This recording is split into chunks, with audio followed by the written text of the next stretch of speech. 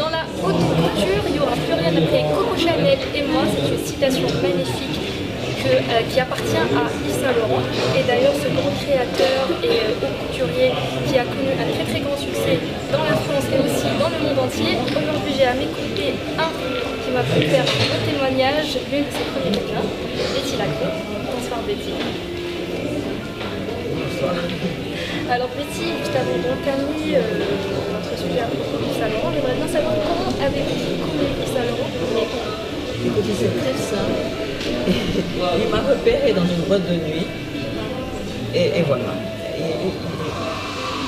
Il m'a vu, je lui ai plu. Et il était très timide, alors il a envoyé un ami à lui venir me chercher pour venir boire un verre avec lui à sa table. Et on ne s'est jamais plus quitté. Et il m'a demandé si il voulait que je passe sa collection, il savait que je défile pour lui. Et j'ai dit non. Alors là, il m'a aimé encore plus, parce que personne ne lui disait non. Alors voilà, et du coup, on ne s'est jamais plus quitté. Quelque chose qui l'avait étonné. Ça l'a beaucoup étonné, oui. Alors Betty, qu'est-ce qui avait attiré Yves Saint Laurent chez vous? Parce que vous êtes une source d'inspiration pour lui. Mais écoutez, oui, il paraît, mais je pense qu'il a attiré. D'abord, il était tellement sensible qu'il a senti que j'étais comme lui au point de vue émotionnel, c'est-à-dire quelqu'un d'un mélange de perdu avec des hauts et des bas, un peu névrosé, comme ça, compliqué, triste, trop gai, avec le même genre de nature qu'il avait. Et puis, il y avait le physique. Je crois qu'il se voyait un petit peu en moi, parce qu'à ce moment-là, il était un peu comme moi, très grand, blond, tout en cuir noir, et très malicieux. On aimait beaucoup faire des bêtises. On était comme deux grands enfants qui ne veulent pas grandir. Et justement, pour cela, vous appelez Sœur Jumelle, aussi parler de vous comme une incarnation féminine pour lui. Est-ce que vous croyez que vraiment vos mentalités, vos caractères se ressemblaient? Oui, Sœur Jumelle pour le caractère. On était comme des enfants qui veulent faire des bêtises tout le temps, qui n'aimaient pas la vraie vie normale. Vous savez, on aimait faire que des folies, que des excès. On avait le même humour, et puis on avait ses hauts et ses bas, la même chose. Vous avez partagé ensemble? On partageait ensemble. Alors on se téléphonait, alors il me disait je vais très mal, alors je répondais moi aussi, la vie est épouvantable. Enfin, on se consolait, et puis le lendemain on était tout contents. Ah, où est-ce qu'on va ce soir? On va faire la fête, enfin voilà, le même genre de caractère. Betty, alors vous avez déjà déclaré, pratiquement toujours habillée de la même façon depuis que je suis née. Je ne me vêtis pas comme une femme, je ne suis pas du tout intéressée par la mode. Et pourtant vous êtes mannequin et muse d'un grand couturier. Oui, mais ça c'est pas de ma faute. Ça c'est les hasards de la vie. Et je crois que c'est pour ça peut-être que je l'ai attiré, parce que d'abord je suis très stricte, je suis toujours en noir, habillée pareil. C'est pour ça qu'on parle de la simplicité, c'est la beauté des choses. En tout cas, et je suis toujours habillée en homme, en garçon, je ne suis jamais habillée en fille. Peut-être que ça aussi, puisqu'il aimait beaucoup la côté. Dans sa création, il y a une partie très masculine, tout en étant féminine. Je crois qu'en moi, il voyait une chose qui le touchait. D'accord. Et quels sont les travaux emblématiques que vous avez réalisés durant votre carrière dans avec Yves Saint Laurent? Je ne peux pas appeler ça du travail, c'était plutôt une vie de vacances et de contes de fées. Parce qu'il m'a amené partout. On a passé notre vie ensemble, les vacances, les voyages, tous ces voyages, les expositions dans tous les pays, j'allais avec lui, les photos, tout le meilleur. Vous avez plutôt partagé la vie personnelle avec Yves Saint Laurent? Oui, parce que j'avais la chance de ne pas travailler. Tout était fait pour... Non, j'allais pas... C'était comme si j'étais... je sais pas, une princesse qui se gâtait. Enfin, il m'amenait partout au voyage. Qui a eu de la chance. J'avais le beau rôle, c'était juste pour l'amusement et la beauté et mettre les choses qu'il aimait le plus, c'est-à-dire tous les costumes un peu masculins. J'avais le meilleur.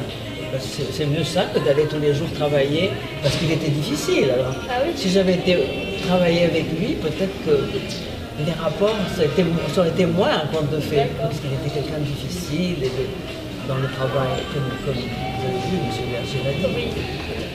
Non, j'avais le meilleur, c'était comme un conte de fées. J'ai eu beaucoup de chance. Alors, Betty est le nouveau directeur de la création de Yves Saint Laurent. Comme il a dit, Pierre Berger, Oui. qu'il est en train de moderniser et de ne pas du tout copier Non, sur Yves Saint Laurent. absolument. Donc est-ce que vraiment vous confirmez Je confirme parce que moi, comme Pierre Berger, j'adore Eddie Slimane et je trouve qu'il est l'héritier de Saint Laurent. Parce que d'abord, il est très pareil à Saint Laurent dans sa façon de se comporter.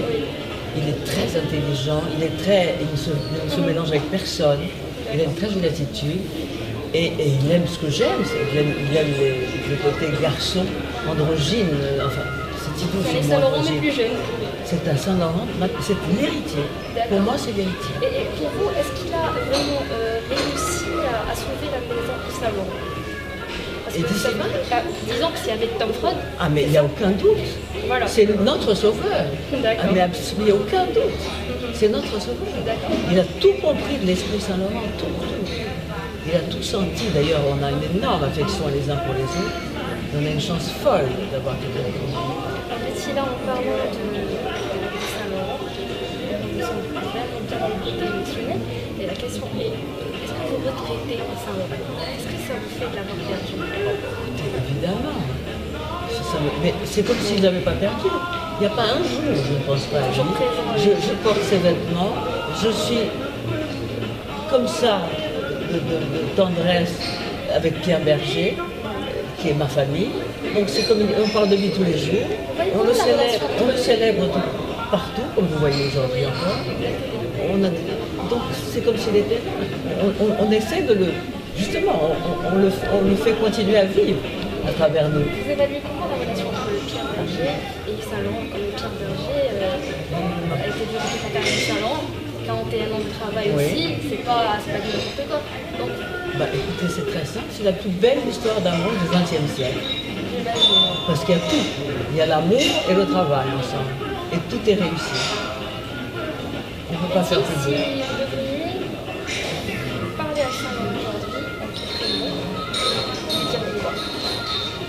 Que je l'aime et que je fais tout ce que je peux pour le faire continuer à vivre, à survivre, et pour que tout le monde l'aime et l'admire, mais ça c'est une évidence, c'est fait ça.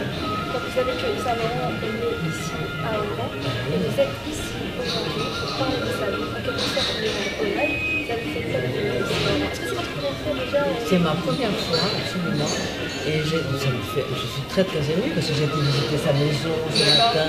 On a fait tous les endroits où il a été, l'école où il allait avec mon mari. Mon mari est né à Mascara, il allait à l'école avec François, qui? c'est ça? François. D'accord. Il allait au cours Saint-Louis avec lui. Donc toute cette famille, c'est une chose miraculeuse. Tout le monde a un lien. Est-ce que vous envisagez de revenir ici à Oran? De tout mon cœur, j'espère. Alors, vous êtes la bienvenue ici. Un petit mot avant de quitter nos oranais. C'est un pays magnifique. Ce sont des gens passionnants et passionnels.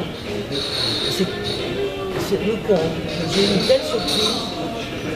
C'est l'intelligence, c'est tout. La force, le caractère des Oranais est passionnant. Les gens, ils ont l'air fougueux, ils ont l'air déterminés. Et puis c'est un des plus beaux pays. Parce que moi j'avais vu des films sur l'Algérie, vous savez, des documentaires. Et je me suis rendu compte que c'est la plus belle partie du Maroc.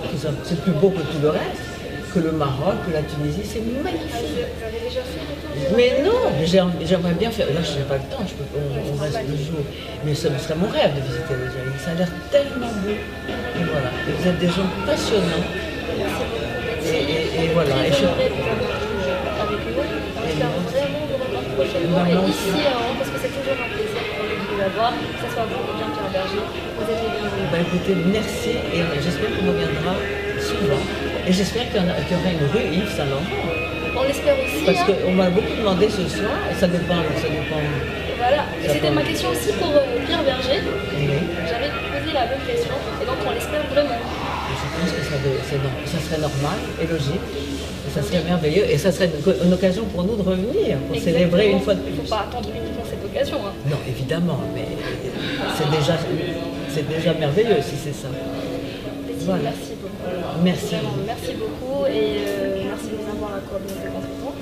Voilà, merci à vous de nous avoir suivis. Vous pouvez regarder notre interview en exclusivité de Betty Lacroix et Pierre Berger sur www.institutfrançais.tv. Voilà, merci.